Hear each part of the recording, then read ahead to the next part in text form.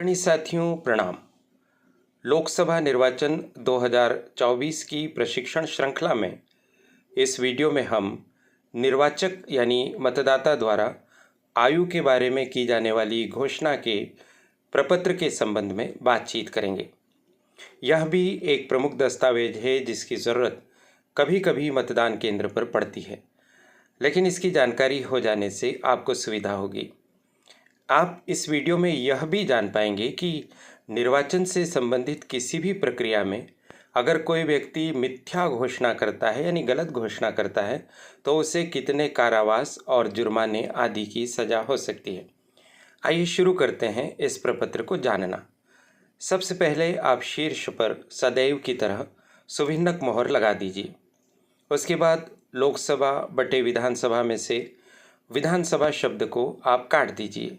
के लिए 27 खरगोन अजजा निर्वाचन क्षेत्र से निर्वाचन आप अपने लोकसभा क्षेत्र का संख्यांक और उसका नाम लिख दीजिए। उसके बाद देखिए शीर्षक है निर्वाचक द्वारा आयु के बारे में घोषणा। निर्वाचक का मतलब होता है साथियों मतदाता या वोटर। बहुत कमेंट्रीज हैं, देख लीजिए।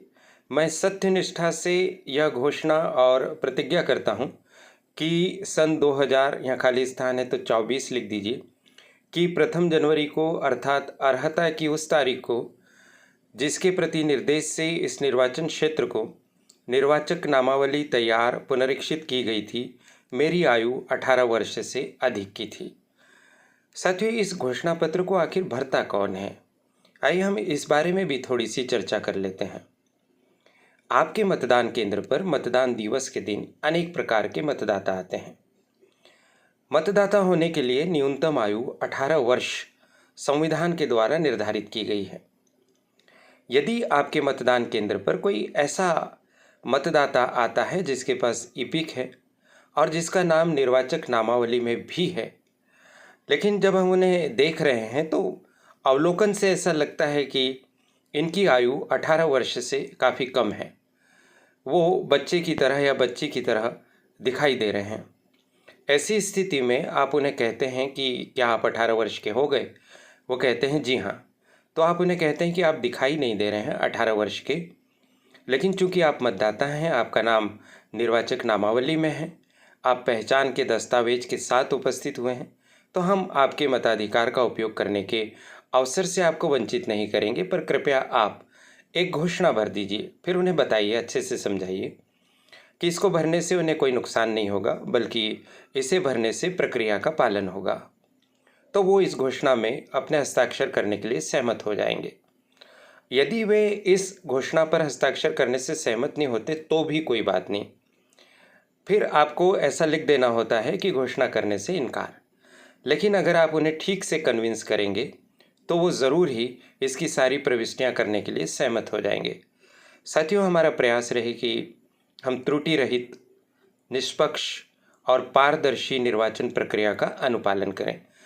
तो अब स्पष्ट हो गया होगा आपको कि इस घोषणा पत्र की ज़रूरत तब पड़ती है जब कोई मतदाता उसकी वास्तविक आयु से कम आयु का परिलक्षित होता है यानी दिखाई देता है। तो यहाँ पर उन्होंने विवरण लिखा, उसके बाद निर्वाचक के हस्ताक्षर या अंगूठे की छाप, शिक्षित है तो हस्ताक्षर कर देंगे, जैसे हमने यहाँ काल्पनिक विजय कुमार लिखा है।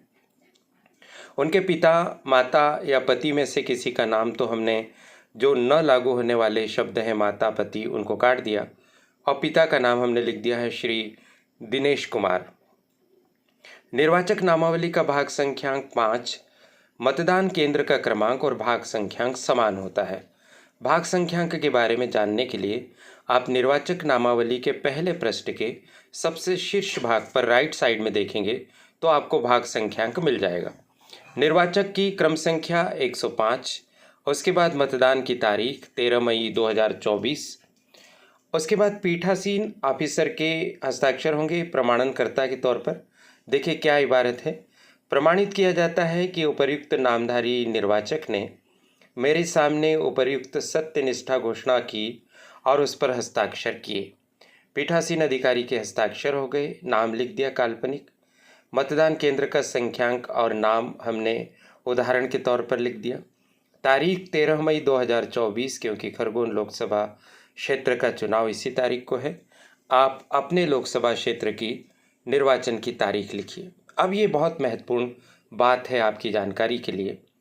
लोक प्रतिनिधित्व अधिनियम 1950 की धारा 31 का यह उद्धरण है और यह धारा मिथ्या घोषणाएं करने से संबंधित है और इसमें स्पष्ट तौर पर लिखा हुआ है कि यदि कोई व्यक्ति किसी निर्वाचक नामावली की तैयारी, पुनरीक्षण या शुद्धि के अथवा किसी प्रविष्टि के किसी निर्वाचक नामावली में सम्मिलित या उससे अपवर्जित किए जाने के संबंध में ऐसा कथन या ऐसी घोषणा लिखित रूप में करेगा जो मिथ्या है और जिसके मिथ्या होने का या तो उसे ज्ञान है या विश्वास है या जिसके सत्य होने का उसे विश्वास नहीं है, तो वह ऐसे कारावास से जिसकी अवधि 1 वर्ष तक की हो सकेगी या जुर्माना से या दोनों से, यानी कारावास और जुर्माना दोनों से दंडनीय होगा। तो देख लीजिए साथियों, मिथ्या घोषणा करना कितना बड़ा दंडनीय अपराध है।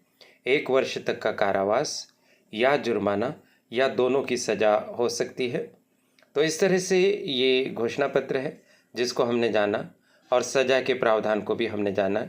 आशा है ये वीडियो आपके लिए उपयोगी सिद्ध होगा। कृपया कमेंट बॉक्स में अपनी प्रतिक्रिया दीजिए और यह भी बताइए कि आप भारत के किस राज्य के किस निर्वाचन क्षेत्र से निर्वाचन से संबंधित कर्तव्य के निर्वाह के लिए नियुक्त किए गए हैं और चैनल के वीडियोस आपको कैसे लग रहे हैं।